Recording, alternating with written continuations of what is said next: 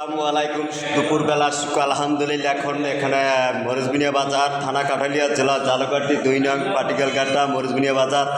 এখানে বিশাল প্রতিষ্ঠান মাদ্রাসার উদ্দেশ্য পরিবেশন করতে আসছে আমার এই ভাই। আসসালামু আলাইকুম। ওয়ালাইকুম আসসালাম। ভালো আছেন? আলহামদুলিল্লাহ। আগামী জানুয়ারি থেকে মরিচবুনিয়া বাজারে মরিচবুনিয়া কারিমিয়া কওমি মাদ্রাসা মহিলা এবং পুরুষ উভয় শাখা খোলা হবে ইনশাআল্লাহ। আপনারা এখানে আপনাদের ছেলেমেয়েদেরকে একেবারে সঠিকভাবে সুন্দর লেখাপড়া আপনারা এখানে করাইতে পারবেন ইনশাআল্লাহ। ইনশাআল্লাহ খুব উন্নত মানের লেখাপড়া করার চেষ্টা আছে আমার ছোটো ভাই মাওলানা মুফতি শফিকুল ইসলাম রাসেল।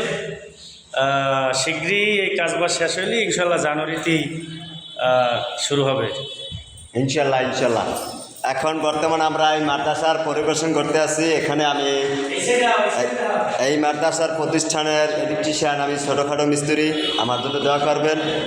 এই বিশাল বড় মাদ্রাসা, থানা কাঠালিয়া, জেলা জালকাঠি, 2 নং পাটিকাল ঘাটা, মরিচবুনিয়া বাজার। বিশাল মাদ্রাসার আয়োজন মরিচবুনিয়া বাজার মাছ পয়েন্টের জামাইল ভাইয়ের ঘর। এই যে মাদ্রাসার কাজ চলমান আছে দ্রুতভাবে।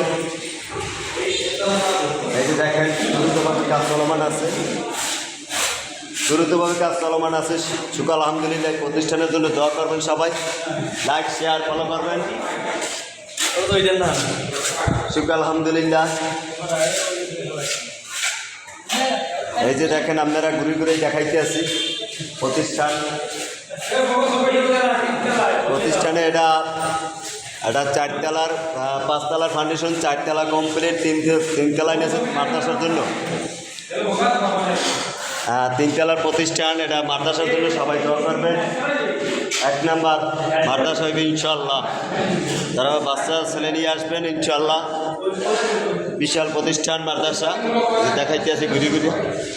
3 তলার ভবনে, 4র্থ তলা হয়েছে বারাডিয়া, মহিলা পুরুষ ফ্যামিলি নিয়ে থাকতে পারবে। 4র্থ তলায়, দোতলায় থাকতে পারবে বারাডিয়া বাসার জন্য। যারা ভাড়া নেবেন দ্রুতভাবে আমার লাগে আলাপ করলে হবে।